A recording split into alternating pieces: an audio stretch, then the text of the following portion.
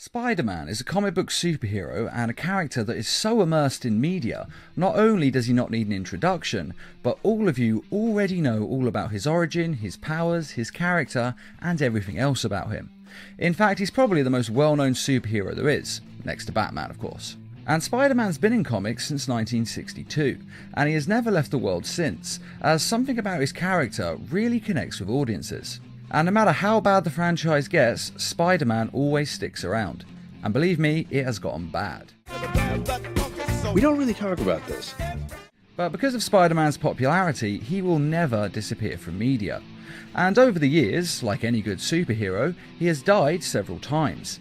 And so this video is going to look back at the 5 best deaths of Spider-Man. Number 5. The Superior Spider-Man. In this story, Otto Octavius, or Doc Ock, is dying. Basically, his body is rotting away after being put through too many super fights over the years. And even though he tries everything he can, he still can't fix his body, and he is going to die. But he decides not to give up, so he can't fix his body. So what? He'll just go get another one. And what better body to get than Spider-Man's? He's a hero in his prime, healthy, and has superpowers. And so Doc Ock conducted several master plan schemes to get his revenge on those who had wronged him. But really, he wasn't doing that at all. You see, each time Spider-Man beat him, he had to use a helmet to link his mind to Doc Ock's Octobots. And Doc Ock had designed it that way, so that he could map Spider-Man's brain. And then Doc Ock switches his mind with Peter Parker's, and takes over his body, and Peter Parker dies inside Doc Ock's body. It's an incredibly dark death, and a lot of fans, myself included, didn't like seeing Peter Parker go out this way. It is different to see the villain win, sure, but it shouldn't have ended like this, as it was just so unfair to Peter Parker. And though Peter tried to switch back minds, he couldn't. He died before he got the chance. But right at the end, Peter wasn't angry about this. Instead, he shared his memories and experiences with Doc Ock, and he taught him how he became a hero, and more importantly, why he became a hero, and why he kept it up. And he told Doc Ock to use his body to become a better hero than Spider-Man ever was. And since Doc Ock can feel Spider-Man's life as though it's his own, he agrees. And so he becomes the Superior Spider-Man. Number 4. The Edge of Time. The video game Spider-Man Edge of Time was a sequel to the Spider-Man Shattered Dimensions game, and it had quite a good story that focuses on the future Spider-Man of 2099 and the present day Spider-Man. And the game opens with the death of Spider-Man at the hands of Anti-Venom, the Eddie Brock version. Now, when a story starts with the death of the hero, we all know that they're not actually going to die. It's just there to create a sense of drama, and we all know that the hero will find a way to survive. And add to that the fact that this game is all about time travel, and we all know he wasn't going to die, or at least he was going to go back in time and stop this from happening. But in actual fact, Spider-Man did die. The game follows through on the beginning, and has him unable to avoid his fate, and die. Now, this would have been quite impressive, if not for the fact that he is then taken to the future, and the future medical tech is able to bring him back to life. Some might say it's a bit of a cop-out, but I actually think it's kind of impressive that they had him die in the first place, and not just go back in time and change it with the time machine. Yes, going forwards in time isn't much better, but it is a little better. And the best bit about this death is that Spider-Man knows he is going to die, and yet he still goes into the fight anyway, because it's the right thing to do, and heroes do what is right no matter the situation or the risks involved. And this really shows us Spider-Man's character and his unwavering morals of doing what is right, even if he has to sacrifice himself in the process. Number 3. The Spider-Verse. The original Spider-Man in this universe is the one that we're most familiar with. Bitten by a spider, his Uncle Ben died, and he became one of the greatest heroes in the world. We all know the story. And he was what Spider-Man should be, a brave and bold hero who fights his best against supervillains and helps people no matter what. But unfortunately in this case, the Kingpin was able to take him out.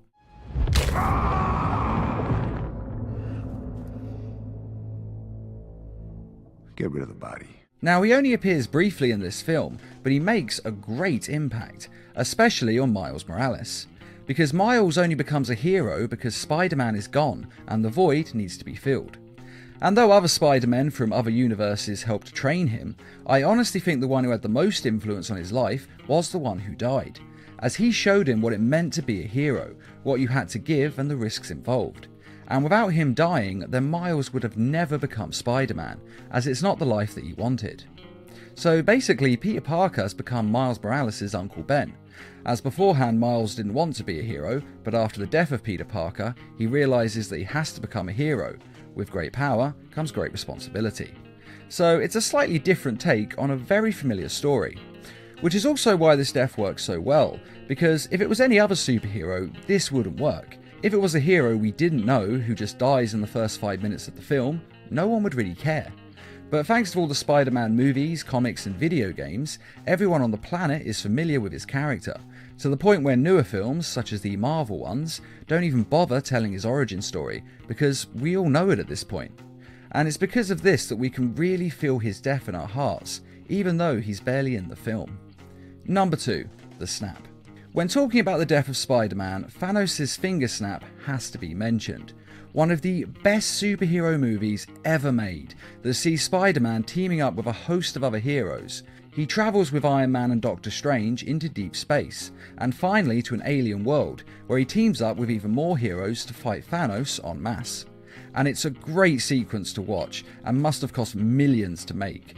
And Spider-Man is actually incredibly helpful in this fight, saving lives and even going so far as to be the one who almost gets the gauntlet off of Thanos. I got it! But as we all know, Thanos ultimately gets all the Infinity Stones and enacts his plan of wiping out half the universe, because apparently, according to Doctor Strange, it's the only way to defeat him. But sadly, this finger snap sees Spider-Man dissolve into nothing. I don't want to go. I don't want to go, sir. Please. Please, I don't want to go. I don't want to go. And it's actually one of the more painful deaths in the film. A lot of others do dissolve, yes, but it's Peter Parker's final words to Tony Stark that make him sound so young, and we remember that he's more of a Spider-Teen than Spider-Man. And having him risk his life so young and then to lose it like this is just heartbreaking to watch. Of course, with that being said, we all know that Spider-Man will be back soon enough, as he is not only the face of the franchise, but the next Spider-Man film is already being advertised, before Spider-Man himself has even been resurrected in the MCU. Which really lowers the stakes for Infinity War Part 2, as we know 100% that he's coming back. I mean, to be fair, we kinda did already, but seeing him actually advertise another film in a trailer, it's just a little bit tacky.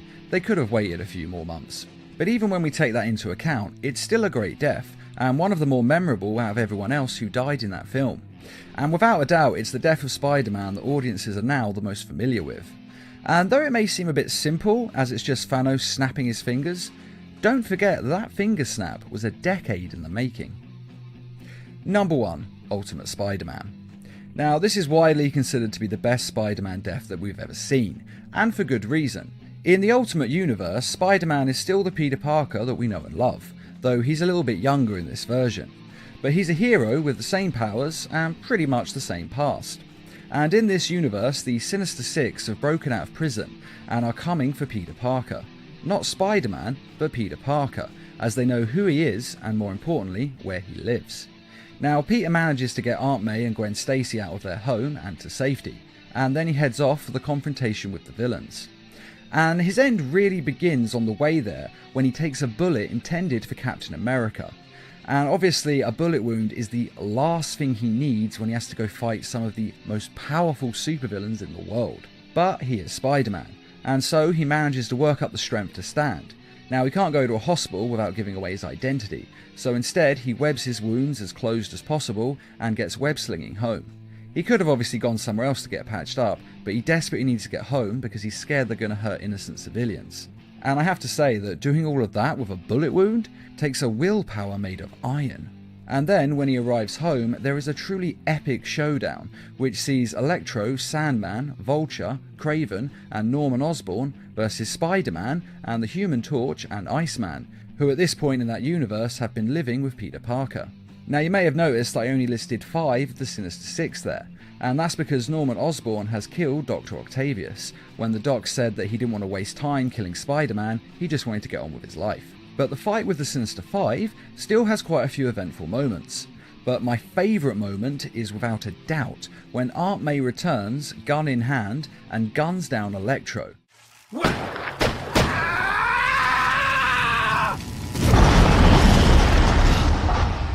and she does this because Aunt May is nothing short of awesome.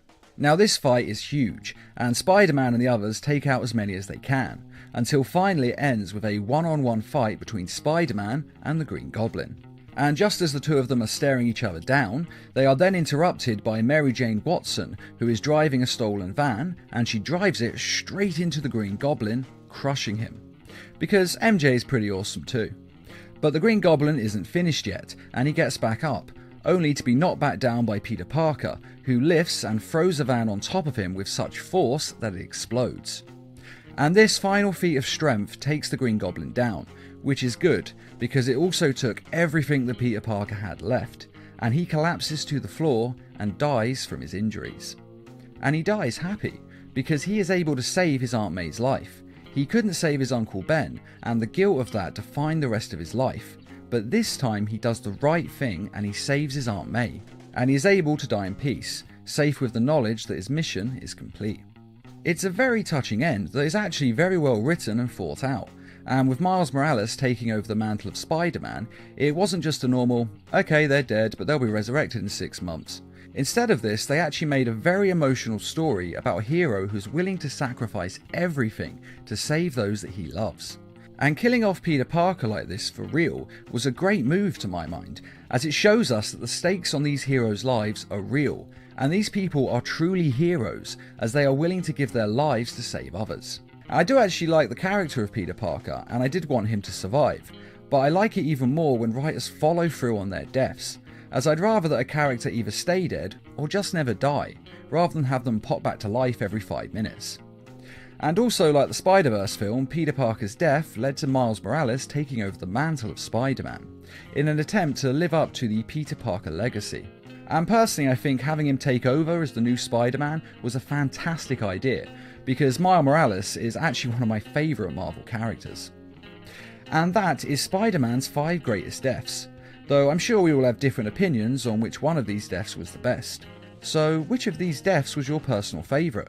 And are there any other Spider-Man deaths that you think should have been on this list?